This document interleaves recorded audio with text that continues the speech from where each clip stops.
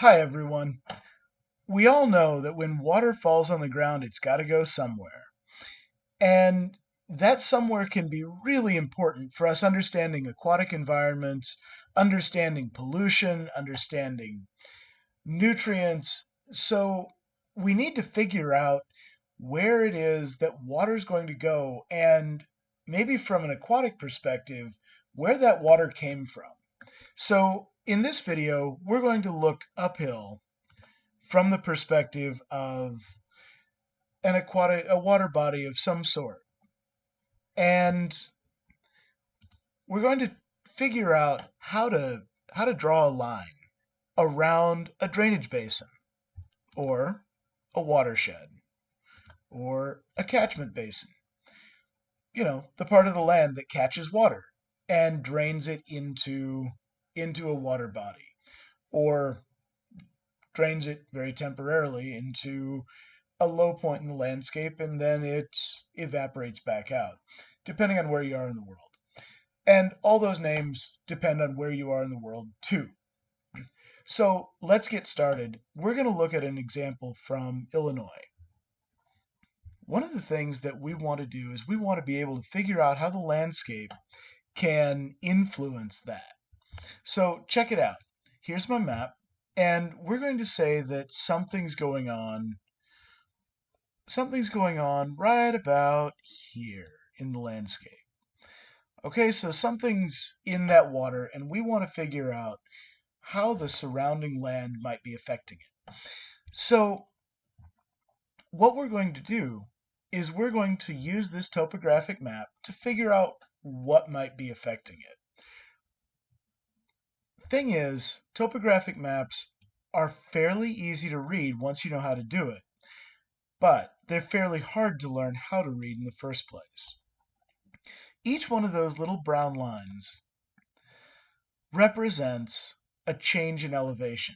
So this shows an area that has a relatively rapid change in elevation, which is why it's a great example. This is Starved Rock State Park in Illinois. And Starved Rock has some great erosional features that are really clear, really easy to see on a map. They stick out, and it's easy to imagine how that landscape changes. But we need a little bit of practice before we can actually do that well. So let me show you on this map what's going on, and then we can flip over and look at this in a little different way. So these stair steps, these contours, are marked. We have different numbers on those contours as we go uphill or downhill. And that's one of the very first things that you should do when you look at a map like this, is you should look and figure out what's uphill and what's downhill. So as we keep going up, we see these numbers going up. These are elevations, and they're getting higher and higher. So we know that uphill is sort of this way. And in fact, we've got another really great clue, and that is that this is blue, right? Almost universal, even if the river's definitely not blue. It looks blue on the map. So this gives us a reference for where we are, where the different pieces of our map are. And of course, the stair steps don't exist as stair steps in reality. But it helps us to visualize changes in elevation by looking at them in certain chunks. And the stair step is a really great way to envision that. So let me switch over and show you a little bit different way to see this. Okay, kind of like our last video, we can see those stair steps, but here we've got a physical model of those stair steps. Here's the Illinois River again. Great. And here are the first couple of layers. So we can stack those one on top of the next, and we can see that development of that landscape. Now, these are not to scale vertically and horizontally. There's some vertical exaggeration here that we might care about in different kinds of models. But in this case, All we're looking for is a general understanding of the way that that map represents the landscape. And so as we add more and more layers to that, we can see what those canyons look like. And these are the same canyons that we saw in the previous image, right? In that simple, static, two-dimensional image. But now we can see how that looks in a three-dimensional image, and we can kind of break it apart and look at the way that those layers might actually be represented in the real world. Obviously, like I said, these are not stair steps in the real world, but they're a much smoother, a much smoother.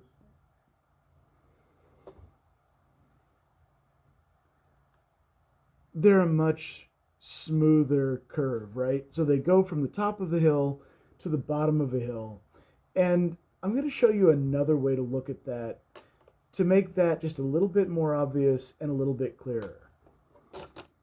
So one more look at the whole picture of the park, or this part of the park, and you can kind of see the way that that builds up in three dimensions. So what we're going to do next is we're going to take a cross section from one of these hills, slice it like that, and we're going to look at it on its side. So we'll pull that up and we'll look like this. All right, so I promised you a slightly different view. Yeah? So let's walk up this hill. And that hill is identified by the thick gray line on the landscape, right down here.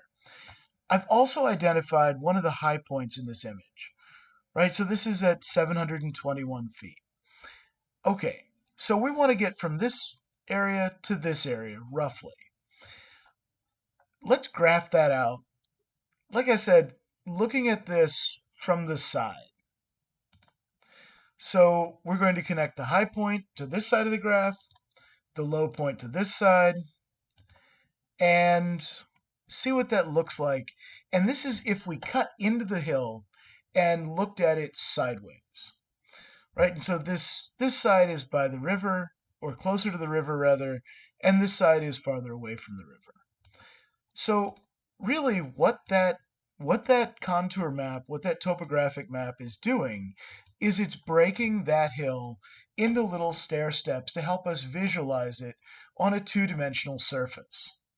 We can use that to figure out where the water goes when it falls on that landscape and flows down into that gorge, into that canyon, and then into the Illinois River. And we can do this anywhere. This is just a great example because of the way the land is shaped in this area. Okay, we're back to our original map once again. So what we're going to do here is we want to know, remember that we want to know where something might have come from in this area. So the first thing that we can do is we can consider a test droplet. So let's say one drop of rain falls right here. It's kind of tiny. I'm going to make it a little bit bigger for you. So here's our first drop of rain. It's not a very good drop. The cohesive forces have failed or something. Anyway, to figure out how it goes downhill, it's going to move perpendicular to each one of the contours. So it'll go like this, and then it's kind of hard to guess here. So we're going into an area where the direction is a little unclear which perpendicular contour we're going to go to. I'm actually going to go to the one that you might not expect. So it came downhill, and now the closest contour is right here. And then it goes and it follows this, and now suddenly it's kind of trapped by this V shape in the environment. And so it ends up flowing downhill and down the bottom of this canyon. And there's a little slip here. That's just me not being good at tracing. But you can generally see how that's going to flow downhill through the canyon. All right, so let's try a different one. Let's say, let's say this one right here. And this one could flow this way, or it could flow this way. Why? Because it's smack in the middle of two of the same contour that wraps around. So if we started it just slightly on this side, we can go down one, and then we're going to turn, and it gets caught by this little V in the landscape, and it winds up there. Now, if we started it just as slightly on this side, here's our perpendicular, and then it goes perpendicular again, and it goes until it hits this canyon. So now we can follow that downhill, and again, my tracing is not perfect, but it's eventually going to get to the Illinois River that way. So we can actually have a couple of flow lines that show us how water droplets can get into the river. Ta-da! The other thing that's good about that point that I chose is because it's so close to a split between these two canyons, between Kaskaskia Canyon and Illinois Canyon, is that this is where that flow can split. This helps us to understand how water goes into different directions. And this is sort of a mound in, think of this as an upside down bowl that's kind of stretched out.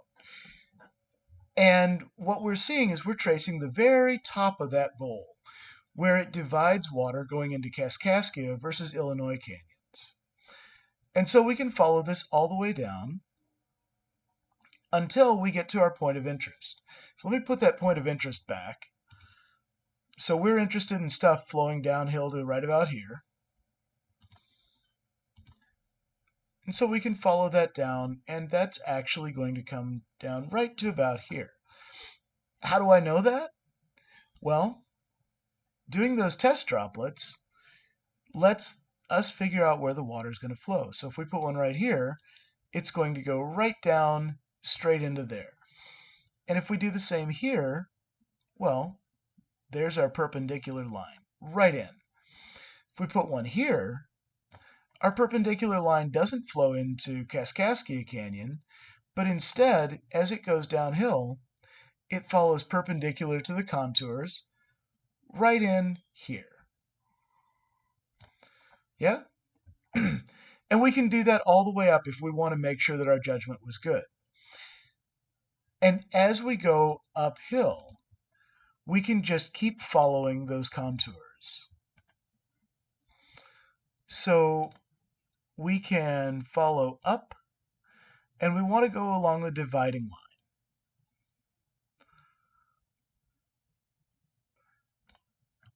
line. And if we ever want to convince ourselves that we're in the right place, we can put a test droplet in.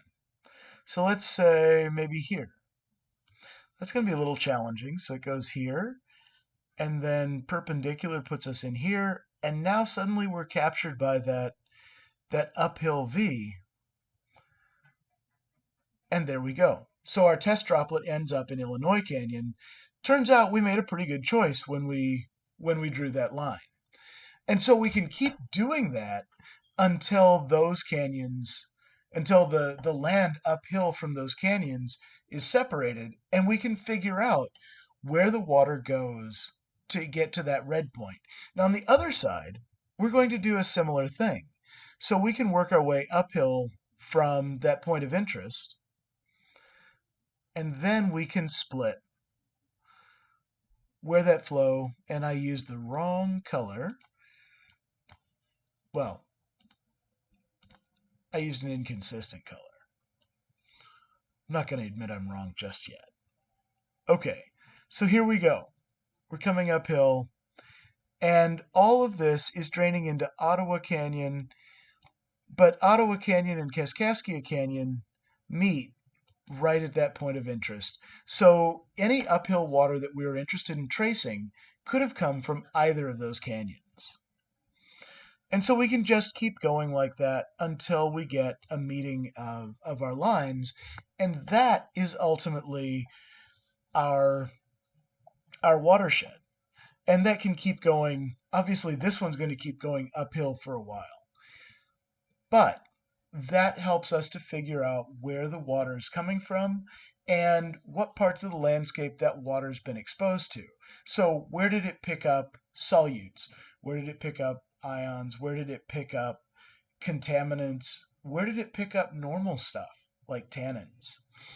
Um, all of those things we can kind of figure out by looking at that landscape that's uphill of that point of interest and delineating the part of the watershed that is draining to it. So we haven't quite finished our job here. We can keep going uphill and we can keep figuring out where that water divides. And it's going to get a little bit rougher the further uphill we go. But we can follow a lot of those mounds in the landscape and just keep going uphill. And you can keep convincing yourself that you're still in that watershed by dropping those test droplets and seeing where they're going to flow.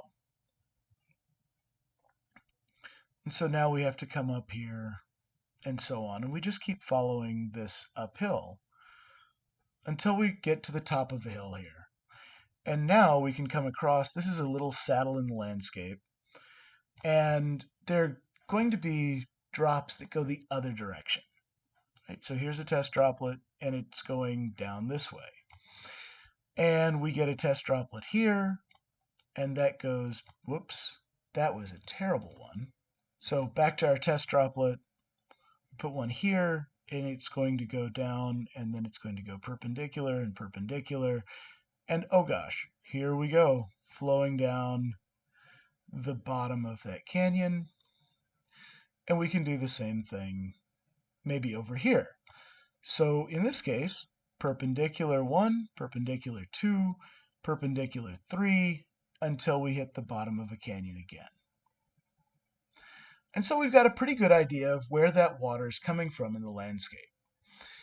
So I hope this helps. I hope that this helps you picture a watershed and to be able to put it on a two-dimensional map. Thanks for watching and have a great day.